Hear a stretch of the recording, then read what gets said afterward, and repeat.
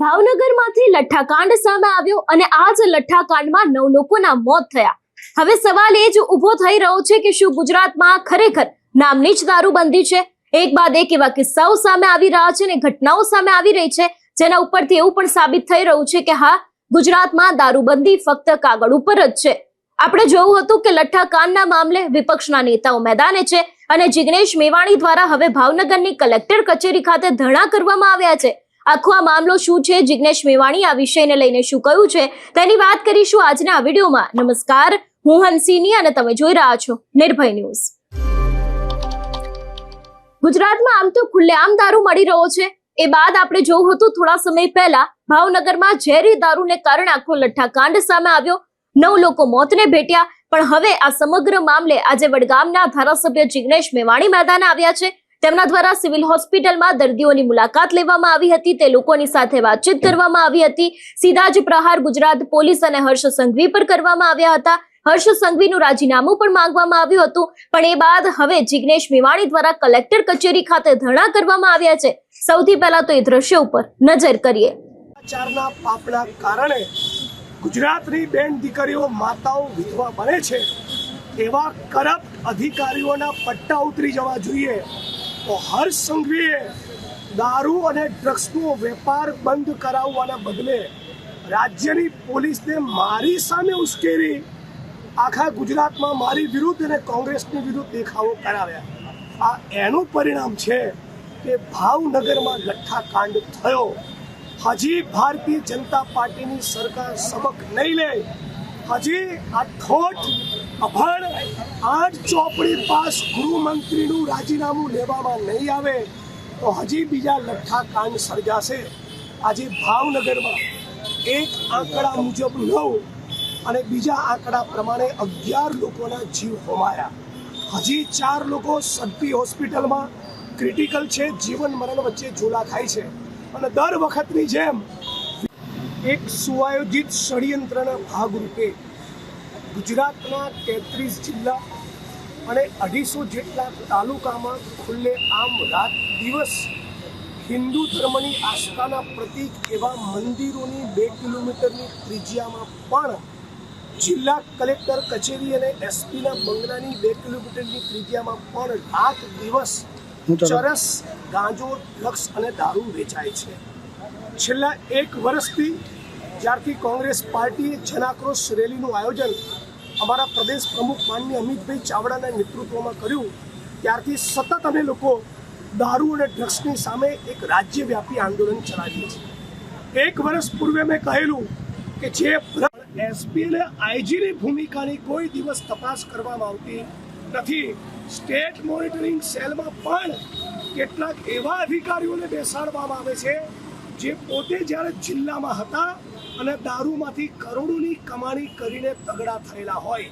અને ભાવનગર શહેર કોંગ્રેસ, ભાવનગર જિલ્લા કોંગ્રેસ અને પ્રદેશ કોંગ્રેસ વતી લાખ વાતની એક વાત, 8 ચોપડી પાસ હર્ષ સંઘવીનું રાજીનામું જોઈએ। યુવાનોને બરબાદ કરવાનું બંધ કરો, દારૂ ડ્રગ્સનો કારોબાર બંધ કરો, દારૂ ડ્રગ્સનો કારોબાર બંધ કરો, ડ્રગ્સનો વેપાર બંધ કરો, દારૂનો ધંધો બંધ કરો, દારૂનો ધંધો બંધ કરો, યુવાનોને બરબાદ કરવાનું બંધ કરો, બહેનોને વિધવા કરવાનું બંધ કરો। ભાજપ સરકાર હોશ में आओ, होश में आओ, होश में आओ, हर्ष संघवी होश में आओ, होश में आओ, होश में आओ। 8 ચોપડી રાજીનામું આપો, રાજીનામું આપો, રાજીનામું આપો, 8 ચોપડી રાજીનામું આપો, રાજીનામું આપો, રાજીનામું આપો, રાજીનામું આપો, રાજીનામું આપો। हाय रे मोदी, हाय हाय, हाय रे मोदी, हाय हाय, हाय रे मोदी, हाय हाय, मोदी तेरे राज में सस्ता दारू महंगा तेल, मोदी तेरे राज में सस्ता दारू महंगा तेल, मोदी तेरे राज में सस्ता दारू महंगा तेल।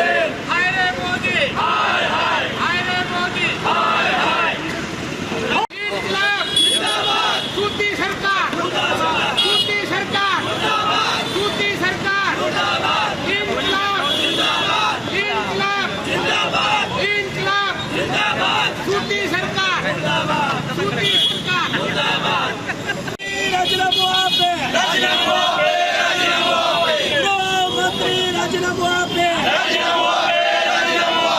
ગૃહમંત્રી રાજીનામું આપે. ગૃહમંત્રી રાજીનામું આપે.